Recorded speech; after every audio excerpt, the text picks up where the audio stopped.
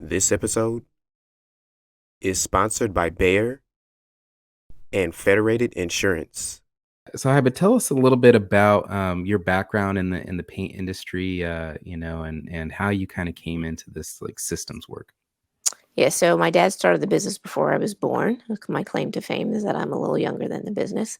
And I tease, Hmm. I painted my first door at 5. It was not on the hinges, it was leaning up against the garage outside. And I kind of Hmm. remember having the brush and the paint and the hat on my head. But the business started in the house. He had his office there. So I kind of been around it my whole life.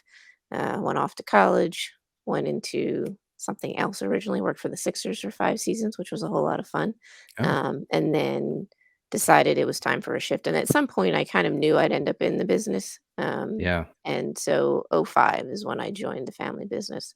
The goal was to come in at the bottom and work my way up. And his Mhm. office manager retired, so I kind of got thrown in the deep end Ah, yeah. with a lot of responsibility up front pretty quickly. And for me, and I didn't realize this originally, and the reason that kind of the consulting took a while was just figuring out what your gift is can be a little bit tricky sometimes, Yeah. Yeah. especially when it's not super tangible.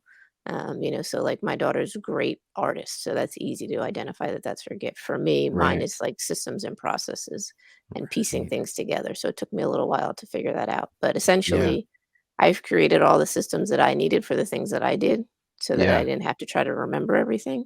And then Sure. I expanded that to other areas of our business. And now, 18 years later, and we are on the larger side for residential painting, which I didn't Hmm. realize until, someone pointed it out to me at a Sherwin-Williams survey that most painting companies, I think the average painting company is a guy and a helper maybe.